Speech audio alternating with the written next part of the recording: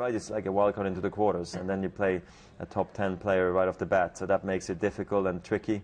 You know, knowing that you have 3 matches ahead and that you potentially could lose a match and still win the tournament, it can all play tricks on your mind. There's a lot of points, a lot of money involved, a lot of fans come out and see you, the atmosphere is different.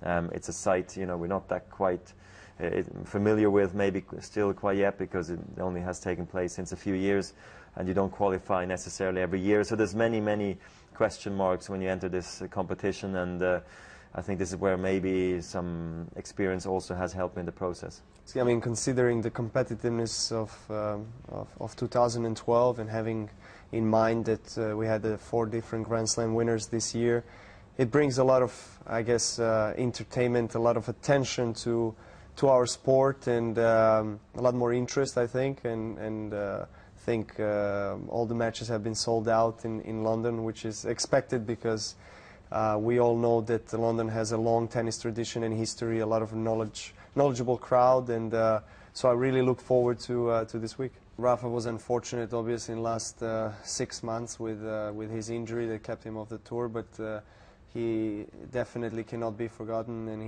he's the best player, one of the best players in the world in the last 7-8 years, and I'm sure when he comes back he's going to be a contender to win any big tournament that he plays on. Well, on the other hand, Roger is still on his top level, and is probably the main favorite to defend his title here. So yeah, men's tennis is really on a high rise at this moment, and we have a great players and great quality tournaments. It's obviously going to be difficult, whoever you play, but your first match is Andy Murray, and it's the first time he's played in front of a British crowd as the US Open champion, so they probably will be really behind him this time. Of course, definitely they will, but on the other hand, I have to say that the British crowd is one of the best tennis crowd I ever played, so even if they're going to be on his side, I think it's all going to be just in the terms of really fair play and just nice atmosphere. So yeah, I mean that's what I can really expect, that they're going to be on his side, but everything I hope it's going to be nice.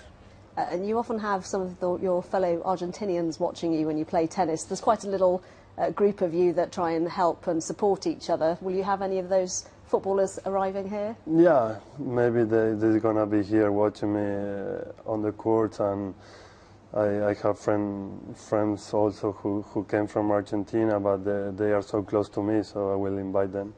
Maybe Carlos Tevez or like Aguero? Tevez, Aguero, and somewhere else.